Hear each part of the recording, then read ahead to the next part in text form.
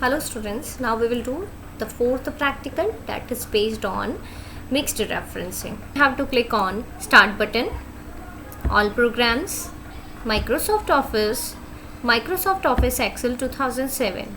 You can use any version whichever is there in your laptop or PC. So this is the data which I have already copied. Okay, there is the commission rate. The data is varying for every quarter. That means first quarter there is 5% commission, then next quarter means next 3 months 6%, next 3 months 7% commission, and last 3 months 9% commission. Okay, now 5% means 5 by 100. Then if we convert it into decimal, that means 0.05. Next is 6%, that means 6 by 100. If we convert it into decimal, it is 0.06. Now if we convert 7 by 100 into decimal, it is 0.07 and 0.09 and so on. Okay, so we have to multiply the first quarter cell to this column and we have to write answer here. Okay, then quarter 2 we have to multiply it with this column and we have to write over here. Okay, and so on. So we have to multiply quarter 1 to quarter 1, quarter 2 commission to quarter 2 sale, quarter 3 commission to quarter 3, and quarter 4 commission to quarter 4, and so on. This we have to multiply with this. So here you can see in the name box the address is given B7. Okay, this is B7 multiplied by A3. So you select it, write equal to B7 shift 8 multiply. Okay, and then write A3. Okay, and as we want the row number to be fixed, we will write dollar symbol here.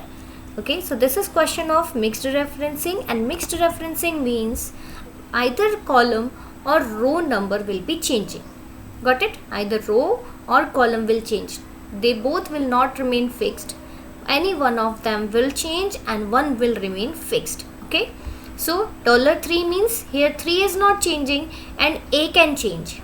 Okay, that means column name can change. Press enter to find the answer. Now if we have to copy it, you can drag it in 3 other cells, and now you can see here B8. You can see here we have to multiply B8 by A3, then B9 by A3, and B10 by A3. Okay, the same way it is here, B7 A3, B8 A3, B9 A3, and B10 A3. You can see A3 is fixed, it is not changing.